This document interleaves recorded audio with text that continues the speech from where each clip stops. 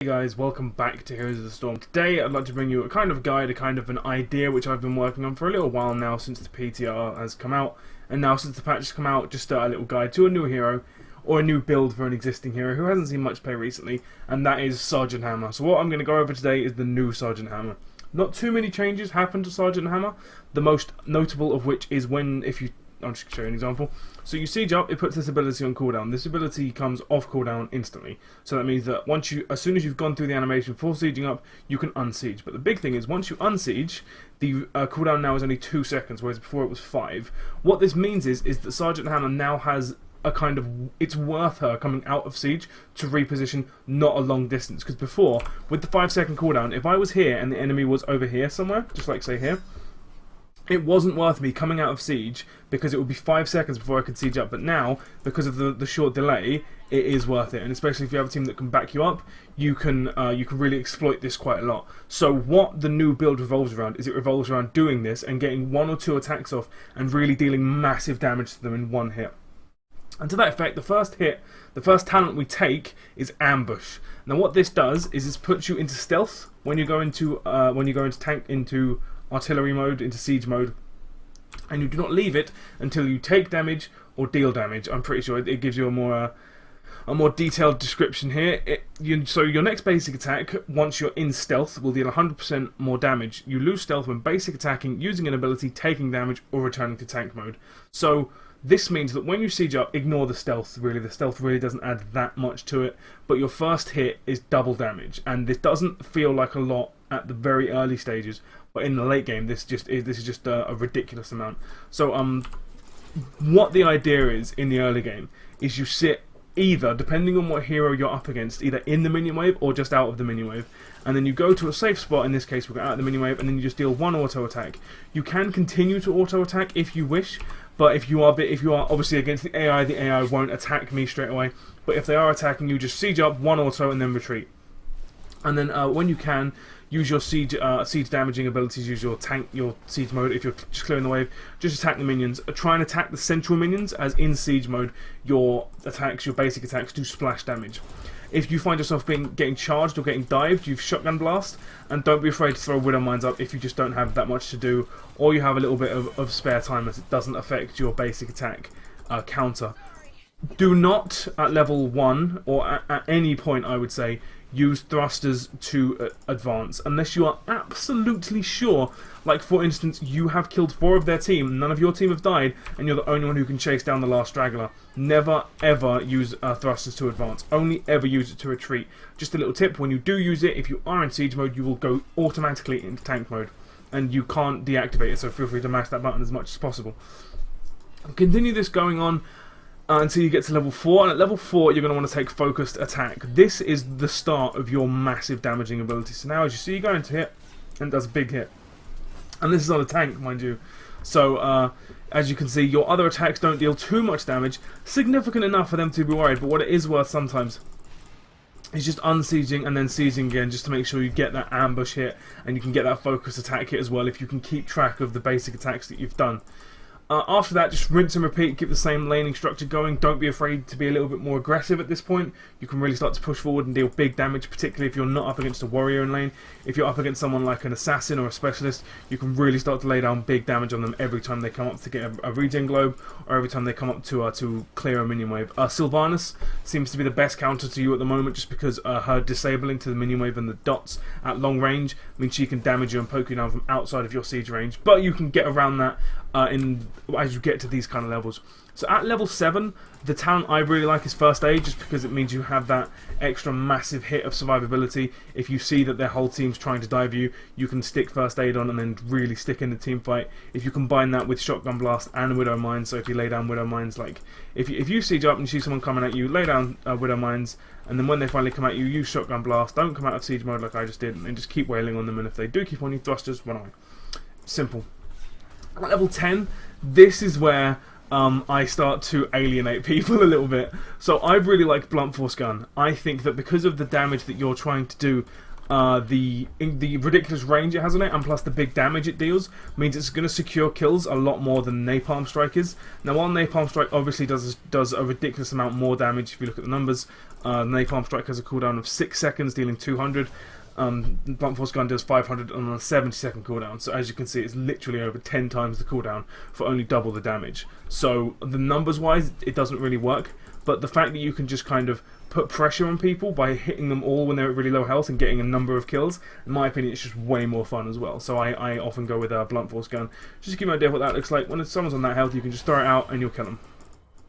That's how much it hits for, which 510 doesn't sound like a lot, but when you imagine that that's a quarter of Sergeant Hammer's health at level 10, it starts to hit like a decent amount. Remember that all these abilities that you have taken, aside from focus attacks that was changed slightly in this patch, will deal the increased damage to structures also. So your pushing power is not diminished. As you can see, I'm kind of chunking away at this Arthas here, just because he's not really attacking me. And that really comes into to what team you go with, which is what I'll get into in just a second.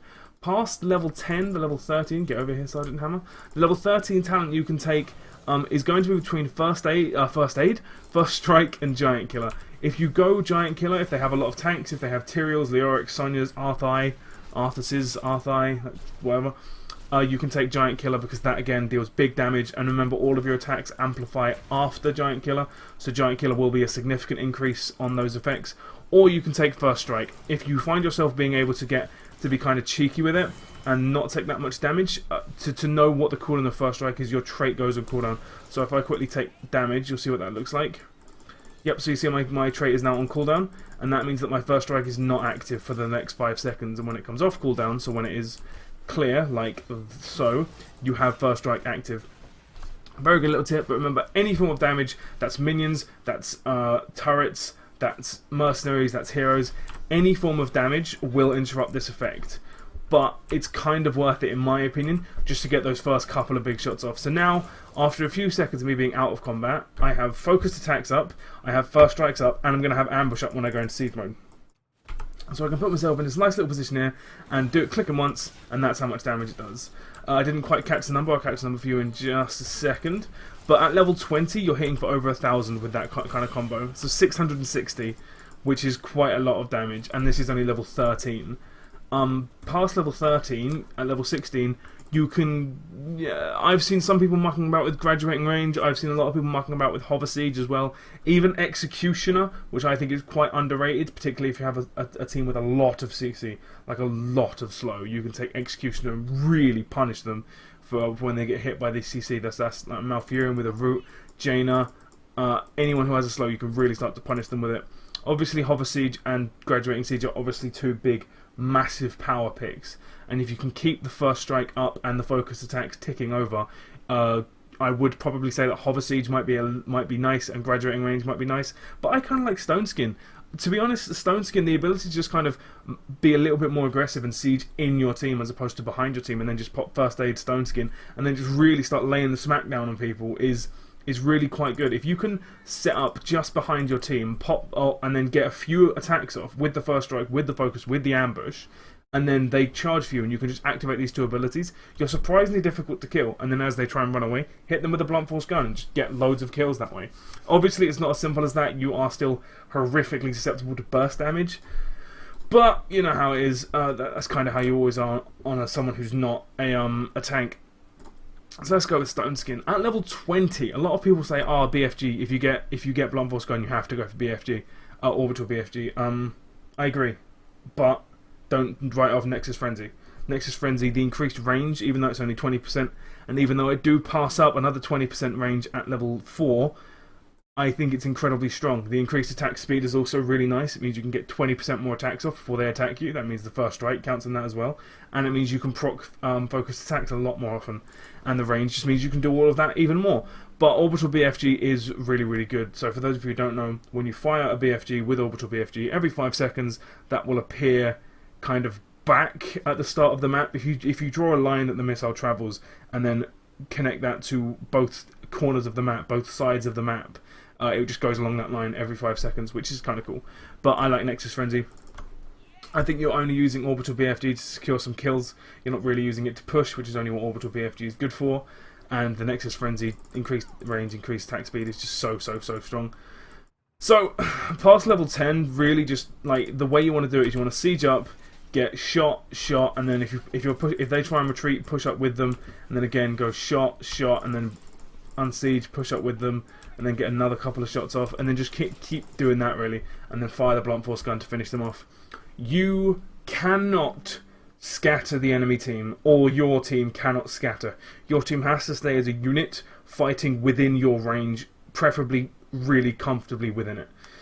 Because if they scatter, the enemy team just has the advantage. You can't see them, you can't hit them, you can't really do anything about it, and because they can't back you up, you can't get first strike, you can't get focused attacks, you can't get these things that really make you a big player. So you need to be clumped up in a big team, and a couple of heroes that I think work really well are heroes like Malfurion with the roots. Thrall works really well also.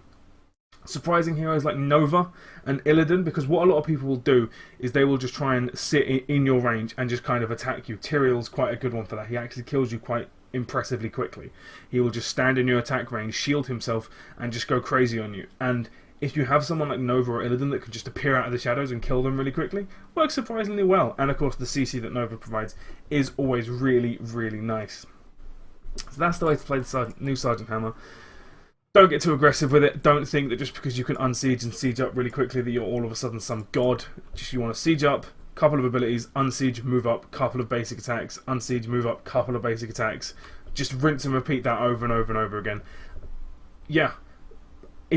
So this is literally like a week's worth of research and then a day's worth of play on the live servers, and this is the build that I've come up with. Feel free to tweak it, feel free to do whatever you want with it, and if you do come up with a much better, a much more solid build, post it in the comments. I really want to know what you guys think about this. I really want to know if you have any success with this, or if you just hate the build outright. Please let me know. I have been Mr. G, and I will see you next time.